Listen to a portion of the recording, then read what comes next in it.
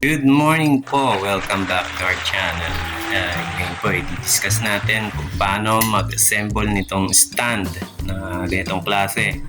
L-type po ang tawag namin dito Kasi dati ganyan yung mga stand. Ganyan ang itsura nila. Yung mga K-type, yung mga luma, pero ubod ng kapal naman ng mga bakal niya. As in, matigas talaga. Ito po, maganda tingnan, kulay puti. Tapos simple, tsaka spacious yung ilalim niya. Ibig sabihin na tulad nyo, makikita nyo naka-assemble medyo malinis yung ilalim niya, walang sabit, ika nga. Ayan, i-assemble natin to kasi request to ng isang customer natin sa Iloilo para shoutout sa iyo mama, hindi ko na babanggitin ang pangalan. Kasi nga naman pagdating dun sa kanila ng unit nakakalas, paano nga naman nila assembling kung sila lang. Kaya di-discuss na natin kung anong laman muna nito. Ito kasi yung box niya, usually ang laman ng isang box, dalawang set. So pag inilabas natin yung isang set, ito ang bali ang mga kasama ng isang set. Dalawang paa na ganito, mapapansin nyo yung mga loob niya, may mga bracket. So ito yung makikita nyo dapat sa labas, katulad nun. Kasi yung loob nun, yun yung itsura, yun yung mga bracket. Kabilaan yan. And then, bukod dito sa paa, ito yung pinakapaa niya. Ito naman yung bracket niya sa likod. Yung nakapwesto na gano'n. Katulad niya, no? Ayan. Okay. Tapos, bukod doon, ito naman yung kanyang kabitan ng pedal. Tulad nun, no? Ayan. Ito kabilaan naman to. Pwedeng wag lang pa ganito. Kasi ang position niya pag ganito. Katulad niyan. Then, dun yung ikakabit itong pinaka pedal. So, ito na yung pedal natin. Ito yung tinutukoy kong pedal. Yan. Mapapansin nyo may mga butas doon. Dito wala. So, ganyan ang position niya pag ikakabit nyo. Yan, pag ganyan. Paano nyo naman yun may kakabit? Gagamitin nyo yun yung ito yung pinakatenga niya. Ito. Kung mapapansin nyo yan, meron siyang butas doon, dalawa. Yun yung shoot dito. Tapos yung kabila namang butas, yun yung susuotan ng bolt. Mamaya tuturo ko yan. Ngayon bukod yan, ito yung pedal bracket, kakabit nyo naman dito yan. Kaya may mga butas siya ron. So puposisyon nyo na paganyan. Ngayon yung iba pinoposisyon ng paganyan, pwede rin naman yun. Iba paganyan. And then kapag itong stand na to gagamitin nyo sa edging, ito babaliktarin nyo yung bracket. Ganyan nyo ipoposisyon. Ayan, paganyan. Or pwede rin naman paganyan. Sa inyo yun. Ganyan. Tapos, kung mapapansin nyo, itong bracket nya medyo slanting pa. I-bend nyo to para kung mangyari 90 degrees ang ano nya. Ang pagkakabaluktot nya, ito 45 degrees lang to Mamaya makikita nyo. Ganito na lang, makikita ko na lang sa inyo. Ayan, magiging ganyan siya. So 90 degrees yan. Ito kasi 45 degrees. So bibend nyo lang yan. Ipitin nyo lang ng vice grip o kaya pupukin nyo. Kasi ang idea para pagkilos nyo ng paganyan, hindi atrasado. At saka ito kasi servo kasi nakakabit dito So okay lang yun. Kung servo ang nakakabit, kahit hindi nyo na pala ito i-bend. Pero kung ang ikakabit nyo ay clutch motor, iba kasi yung sistema ng clutch motor Hindi siya ganito na meron siyang parang play dito yung pitman rod. Ito kasi pitman rod ang tawag dito. So yun, Kapag kayo kakabit yung motor ay clutch motor, kailangan nyo to i-bend ng 90 degrees. Pero kung servo motor kakabit nyo, kahit hindi na. Okay? Ngayon naman, tapos na tayo sa pagpapaliwanag kung ano yung laman ng isang set na stand ng high speed. Okay. Puproceed naman tayo sa pag-assemble.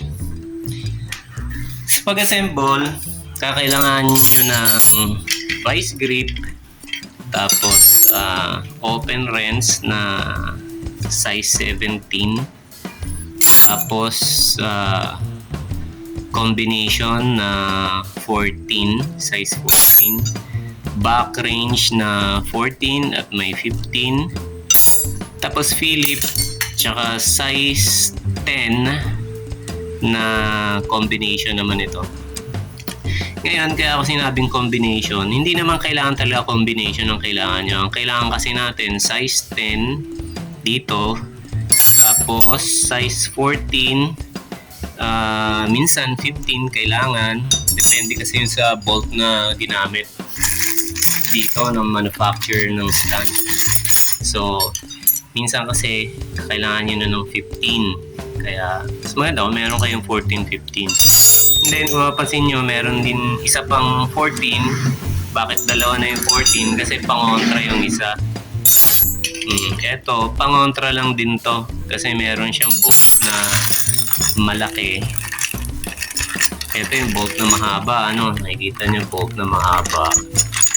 Ito yung bolt na mahaba. Meron niyang tornilyo. Ito yata yun. Ang laki niya. Yan yata yung kakailanganan nyo ng 17 para pangontra lang. And then vice grip, syempre lalo na kung mag-isa lang kayo, maganda vice grip yung isa na pangontra nyo para hindi kayo mahirapan syempre. Okay, Philip, ito kailangan nyo naman to pagka merong mga bolt, ayun katulad nun, no? Yung ulo ng bolt Philip, para mas mabilis nyo maikot. Kasi nga naman kung gagamitan nyo siya ng mga open wrench o back wrench, atrasado ang ikot. Para mabilis, ikutin nyo muna ng Philip, and then pagka i-close nyo na, ibig sabihin final na, ipa-final nyo na higpit, gamitan nyo na ng mga back wrench or open wrench. Okay, tapos magagamit nyo rin to sa pag-assemble na. Ano ibig sabihin, ikakabit nyo na yung stand papunta dun sa mesa. Tulad nyan. Ito yung stand, ito yung mesa. Kailangan nyo na Philip dahil dun. Yan. Philip screw ang gagamitin para maikabit yung stand papunta sa mesa. Ngayon, umpisa natin ang pag-assemble. Open muna natin to. Ang kanyang supot. Tapos buhos nyo na sa sahig para madali nyo madampot. Then since na tutorial po to, i-check natin lahat ng mga parts na kasama. Ito po yung dalawang tenga na sinasabi ko, para ho to dito sa gilid. Ganito nyo ikakabit yan. Ganyan. So, ito, kung mapapansin nyo, meron ditong parang gutling. Yun po yung magiging stopper para hindi kumilos yung ito pag kinakabit nyo na dun sa pinaka-bracket. Ito kasi yung bracket nya. Yan. So, pag nakaganyan na siya at may tornilyo na rito, yan, hindi na yan masyado magkikikilos. Kung sakali man, kaunti na lang. Yan, ganyan siya. Yan, binigyan ko lang kayo ng idea. Okay, so dalawa dapat ito para dito sa pedal. Tapos ito naman dapat 4 kasi yun yung susuot dito. Yan. So 4 ito dapat. Tapos syempre kung 4 yan, dapat meron din yung 4 na washer. Mamaya makikita nyo kung paano ikakabit yung mga washer na yan. Tapos dapat meron din siya 4 na nut. Tapos itong ganitong mga bolt, dalawa sa pedal. Yan, dalawa sa pedal. Dito ho yan pupunta. And then, itong 4 dun sa bracket. Dito po siya kakabit sa bracket. So, 4. Ito, may mga ganitong klase na integrated na yung washer at saka yung lock washer. Yung flat washer at saka yung lock washer integrated na. Kaya, ikakabit nyo lang, hihigpitan nyo na lang. Ganito na ang sistema niyan. So, ito naman ay para dun sa nut nung dalawa na ganito na gagamitin nyo dito. Yan, ito yung magiging pangontra nyo sa ilalim para mahigpitan nyo. So, dalawa ho yun. So, sama na rin natin dyan. Ito naman, dalawang maliit na may kapares din na nut para naman yung dito sa ikakabit natin na ito. Yan. So, ikakabit nyo to ng pagganito. Yan. Tapos, sa ilalim yung nut. Yan. Okay. So, tandaan nyo, ganun ang kabit ha. Dito ito, yung may washer, dito nyo ipipwesto. Huwag nyo ikakabit dun sa ilalim. Kasi yung ilalim, yun oh. So, ito, malaki ang butas. So, kailangan dito nyo ipwesto yung washer para hindi lumusot yung ulo ng tornilyo. Ganyan. So, sa ilalim itong nut. Tapos, hihigpitan nyo yan ng size 10. Okay? So, pwede nyo gamitin dito sa ibabaw yung size 10. Tapos, sa ilalim, gamitan nyo ng vice grip para hindi kayo mahirapan. Okay. So, ito lalagay nyo sa ilalim. Tapos, ito bali ang iipitin nyo ng vice grip para makontra. Hindi sumama sa pag-ikot. Okay. So, ngayon, assemblein natin to. Medyo bibilisan lang natin yung video para hindi masyadong konsumo sa oras ninyo. Anyway, napaliwanag ko na naman na lahat. Nakikita nyo lang step by step kung paano ang uunahin nyo sa pag-assemble. Okay, kasi may time na kapag ina-assemble nyo na yung buo, para siyang bengkong. So, mas maganda step by step ang pagbuo nyo para maging maayos yung pagkaka-assemble. At saka yung mga alignment, una-una ho, ito, bago natin buuin, medyo ang pointers, ito yung mga pointers sa pag-assemble. Position nito. Kasi baka assemblein nyo siya, ilipitnaan nyo ng husto or ilagay nyo rito o ilagay nyo rito. Ang position nito depende sa kung anong makina ang pagkakabitan nyo ng stand. So, high speed, since na high speed ang assemblein natin, mapapansin nyo rito, pag nakakabit na itong pedal bracket natin ng paganyan, itong pedal na to, ipoposition natin dito banda. Yan. Okay?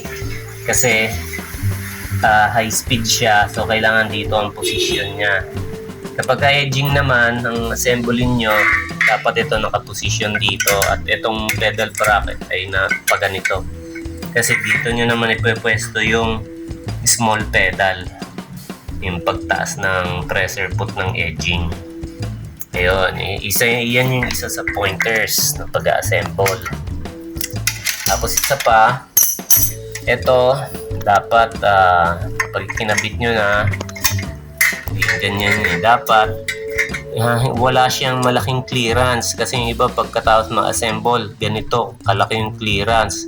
Kumbaga pwedeng maglaro yung pedal ng ganyan, maingay yun, tsaka bukod doon madali ring magasgas to, masira, madaling mabusalsal. So bibigyan nyo ng clearance na kaunti lang hanggat maaari nakadikit, and then bigyan nyo ng mga 2mm na clearance, mga ganyan lang, para lang libre ang galaw ng pedal. Okay. Ganun din sa kabila. Gagawin nyo yun kapag nakakabit na pareho itong mga tenga. Tenga tawag namin dito eh. Tapos, isa pa, pag nagigpit kayo ng mga bolt dito, ito bolt. Yan, ito yung mga bolt dito. Pag hinigpitan nyo na, kailangan sabay-sabay. Tapos kailangan nakalapat ng maayos yung mga paa nito sa sahig.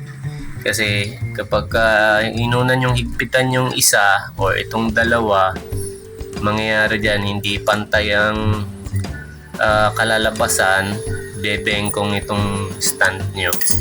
Parang gaganito yung dalawang stand to. Para siyang nakaganon yung isa or nakaganon yung kabila. Ganun ang mangyayari niyan. Okay. Simulan na natin ang pag-assemble. So, una nyo muna ikabit ito. Since na high speed ang bubuhin natin, dapat ito nakaposisyon ng paganyan. Pagka-edging, paganyan pag-edging. High speed ito.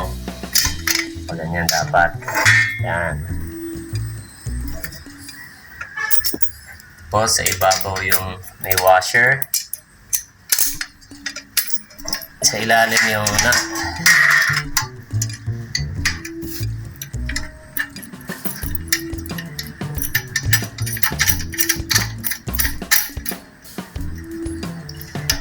Din yung isa. Sa ilalim yung nut.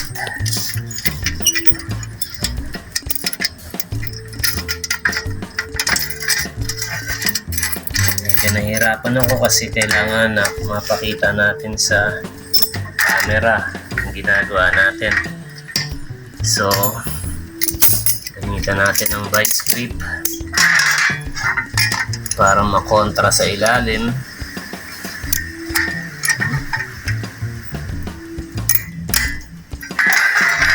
Then, tignan natin dito.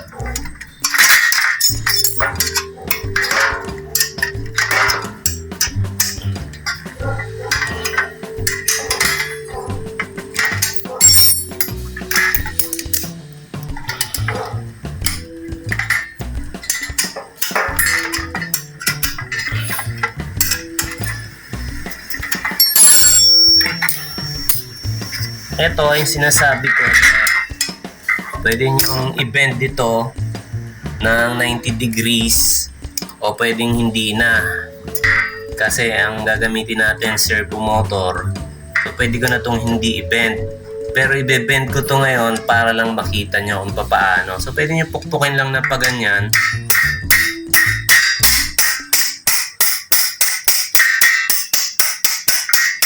Yan. So, naka-bend na siya ng 90 degrees. Okay, para lang makita nyo. Maganda yan kapag ang install nyong motor ay yung mga clutch motor. Kasi ang pitman rod nun, pakikita ko na lang dito. Ganitong klase kasi yung pitman rod nun. Gagamitin nyo. So, pag kinabit nyo yung pitman rod, pag ganito, nandito yung spring sa side na to. So, ganyan. Yan. Para hindi atrasado. Hindi atrasado yung kilos ng bakal. Ayan. Okay. Ngayon naman, since nabuo na natin to, atras ka na ng konti ko. Yan. Kakabit naman natin ito dito sa bracket. Ito. Pinaka-holder ng pedal holder. So, tansyahin nyo muna. Tulad nyan, kabit nyo pareho yung tenga. Tapos, tansyahin nyo kung saan ang bagsak ng dito. Tansyahin nyo, kasi pwede nyo iusog pa ganun, pwede nyo iusog pa ganun. Siguruhin nyo na parehong shoot dun sa butas. May butas pareho. Okay? Kasi baka mamaya maipwesto nyo ng paganyan. Yung isa may butas, yung isa wala. magluluwag na naman ulit kayo nito para lang may usog ng paganyan. Okay. So, higpitan ko na muna itong isa. Ito naman, yung may washer, yun yung ipwesto nyo sa ilalim. Kasi yung ilalim, malaki ang butas. Kailangan yan may washer. Tapos kontrahin nyo ng isang tornilyo dito. Tornilyo? Bolt, nut. Nut pala, nut.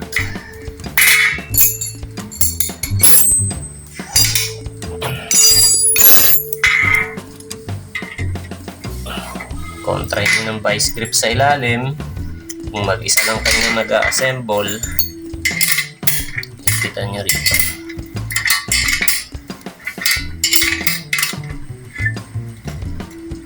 Maganda gamitin yung close wrench kaysa dito sa open para maiwasan na mabusalsal yung tornilyo.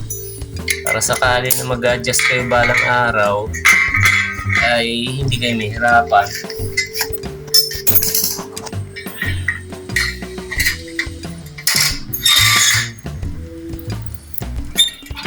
Ito sa ilalim din yung may washer. Sa ilalim, sa ibabaw nyo ikabit yung nut. Kontrahin nyo ng vice grip sa ilalim para mahigpitan nyo dito sa ibabaw.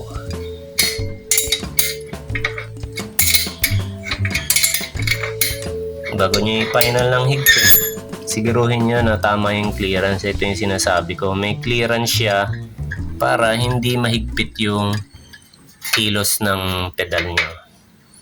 Pag okay na yung clearance, saka nyo i-final ng higpit.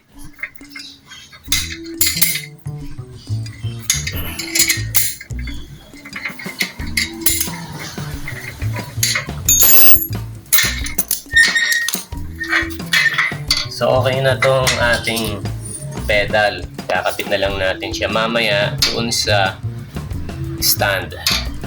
Okay, set aside muna natin to. Bubuin muna natin tong mga stand niya.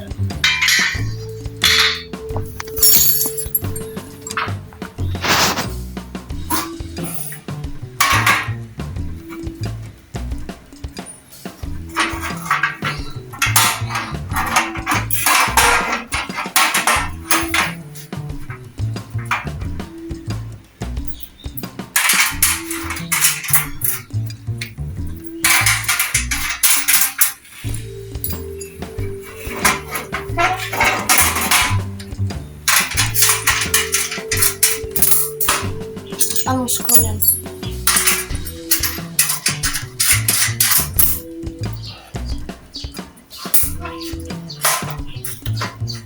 Ito po, pag nagkakabit kayo nito, habang hinihigpitan nyo yung 4 na bolt, siguruhin nyo na pantay ito. Kahit tansyahin nyo lang, siguruhin nyo pantay ito, para mamaya, pag higpit nyo, tuloy-tuloy na.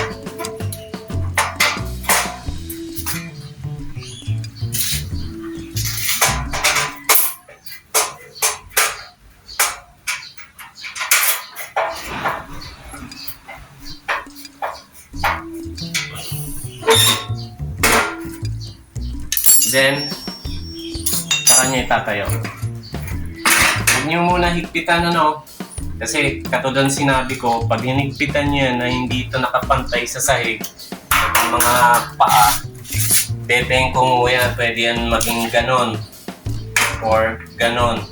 Kaya niikot natin to para sa atin. Parang may pwesto natin itong pedal dito. Ito yung bolt niya. Ilagay nyo itong washer. Tsaka i-ready nyo yung nut. Washer dito, papasok nyo. Ayan. Tapos kabit nyo yung nut.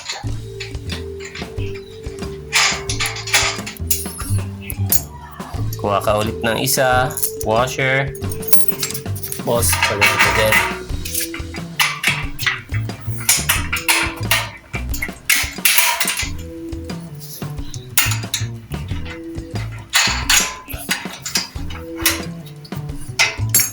Isang washer ulit. Tapos dito naman. Kabila.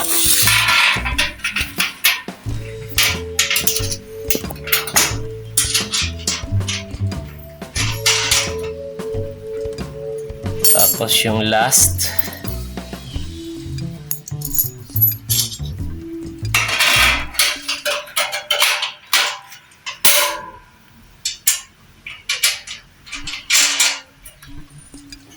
Gagamitin natin ngayon to. Ilang pangontra dito sa malaki. 16. Ilang sa kabila yung size 14. Pwede ito higpitan nyo. At kontra nyo na lang yung size 14. Tapos ito, kailangan huwag nyo masyadong higpitan. Sakto lang na. Kasi pag sinobra nyo yung higpit, lulubog ito kasi lata lang to. Kailangan sakto lang ng higpit. Pag napansin nyo para lumulubog na to, yun, sakto na yan.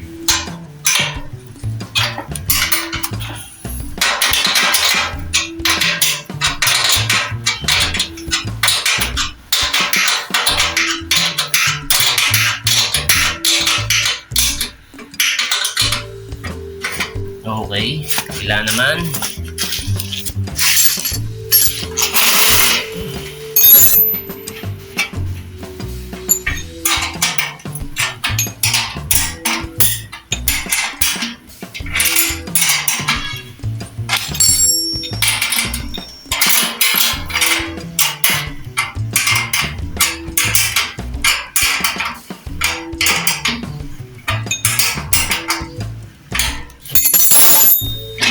Ngayon, napansin nyo, pantay pa rin.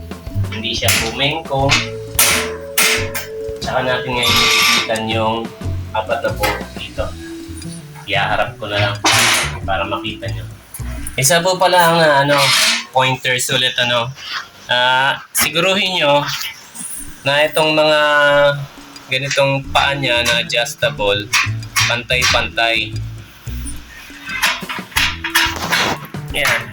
Katulad niyan, para pareho ko sinet na sakto lang na dumikit yung plastic dun sa pang-plastic. Yan, kasi yun nakalitaw yung bakal.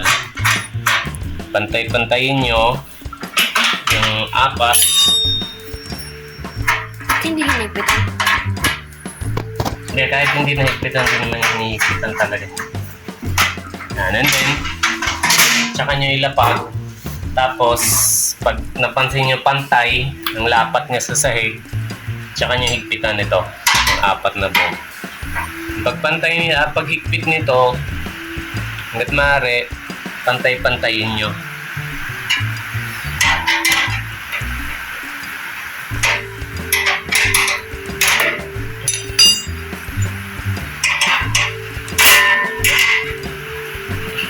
Okay.